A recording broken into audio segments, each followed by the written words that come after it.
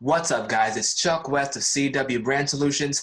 Today we're going to be discussing what kind of typography is most appropriate for your design. And to do this, we're going to use an example from National Geographic magazine. Now, why did I choose this example from National Geographic? Because the typography really caught my eye. Take a look at the word Everest. See that? Right behind the mountain there? Think about what that typeface says about the subject, in this case the subject being Mount Everest. This treatment of type tells you something about Mount Everest that this image on the bottom of the magazine cover of Mount Everest could not. In fact, what does the typography say that the image is not able to say? Typography is always used to hint at something about the content of the design that you're going to see or the content that the design is talking about. But in this case, the word Everest is a lot more expressive than any of the other typographies seen on this magazine cover. Of course, we've got the title, National Geographic, we've got some subtitles and a little more information down here at the bottom. But this word Everest is the most expressive piece of type and, dare I say, the most expressive graphic element in the entire cover. The question is, how and why was this typeface chosen? Before we can answer that question, I have to offer everyone one very important reminder. The reason why typefaces are made in the first place. We have so many typefaces in this day and age to choose from that sometimes we take for granted the fact that we have such a wide variety, and we don't even think about why these typefaces were invented to begin with. Well, let's zoom in. Now, for those who are familiar with typography, you'll know that this typeface is what we call a slab serif typeface. Slab serifs are straight serifs that stick out of the letter form. Let's zoom in even further. Okay, let's look down here.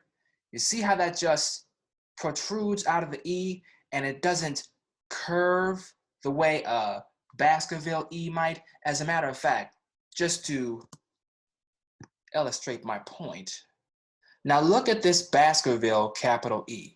You see how this serif curves? You see how it's got that curve shape, all right? That's what we call a serif. Serifs tend to curve. Look at this curve here, this curve there, and this curve going up. These are all serifs, curved serifs. Slab serifs just come straight out of the letter form. See, just like that.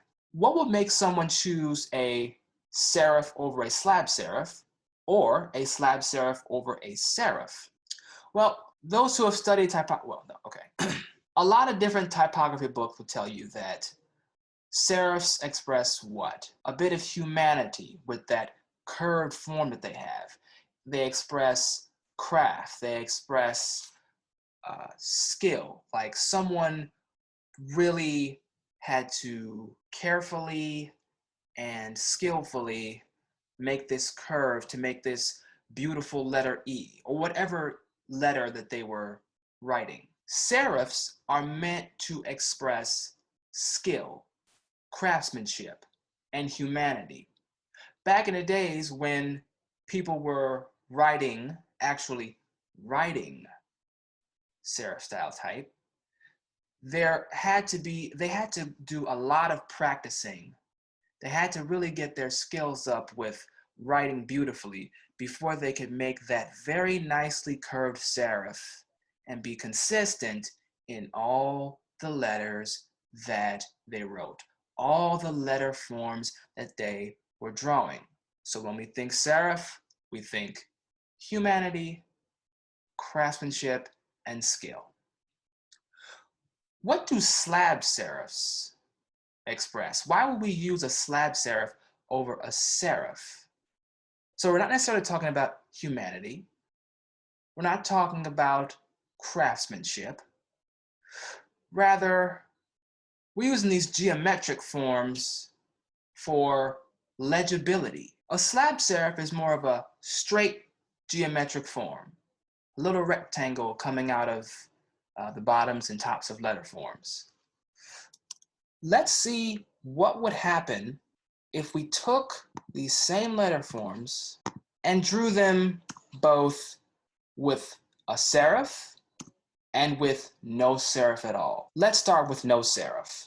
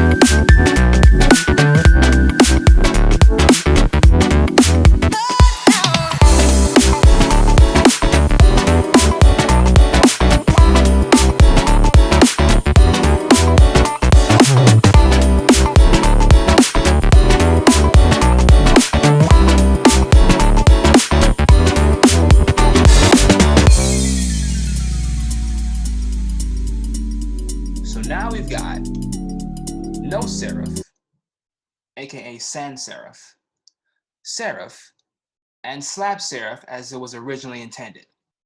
Let's take a look at the sans serif first.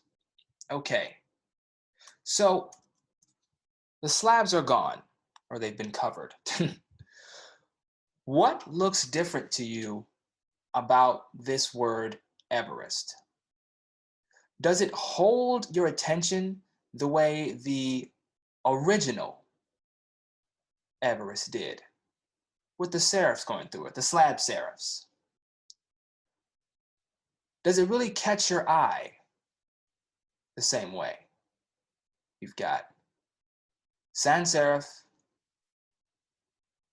slab serif.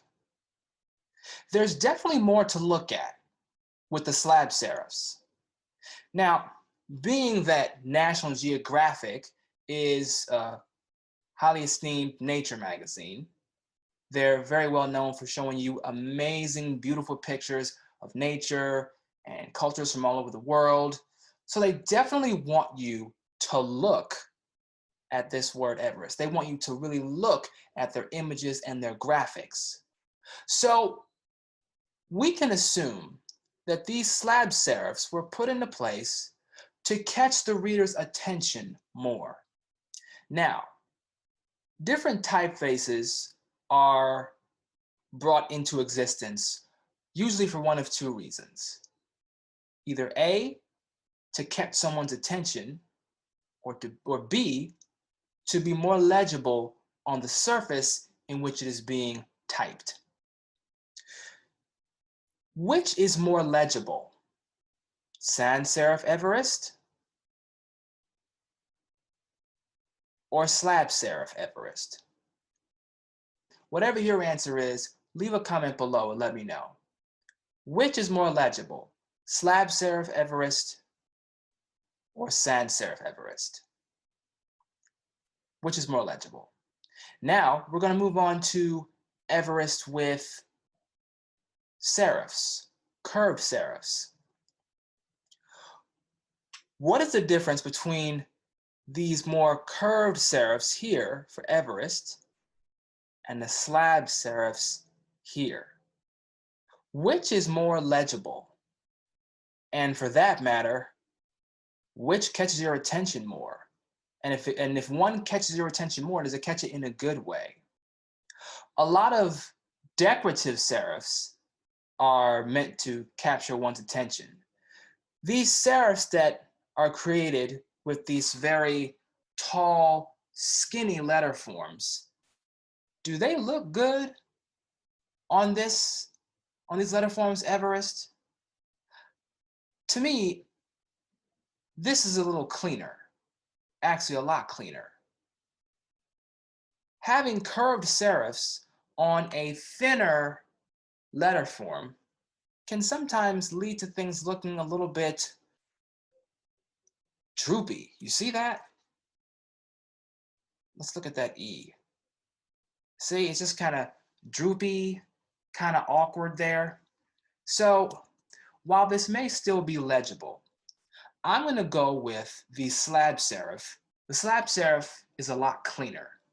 So these are the kind of things we have to keep in mind when using different kinds of typefaces, be they sans serif, serif, or slab serif. Now, I'm going to end with why these kinds of thin, tall letter forms were best for this magazine cover. If we want to use the word Everest to express something about the mountain, we have to also be aware of the canvas or the space in which we're given to put the word Everest, okay? Think of it this way. Think of it this way. This is the amount of space that we have to give a really promising, interesting graphic. Now we've already got the title, which of course is important because National Geographic is such a well-known magazine and they want you to know that you are getting National Geographic. And of course, we have Mount Everest. But if we just took a magazine cover and put a really big, high-scaled Mount Everest, we already know Mount Everest is known for being the tallest mountain around. So if we just put a picture of Mount Everest scaled up to be really tall in the picture, well, that's not very interesting. We already know it and we've seen it. So having that image would not be as interesting as using typography to express the quality of that image, to express the quality of Mount Everest, to express how tall it is. That's why we have these tall letter forms for Everest. Now, while the letter forms are tall, we don't have much space as far as width is concerned, do we? So how do we fit the letter forms of Everest onto this cover?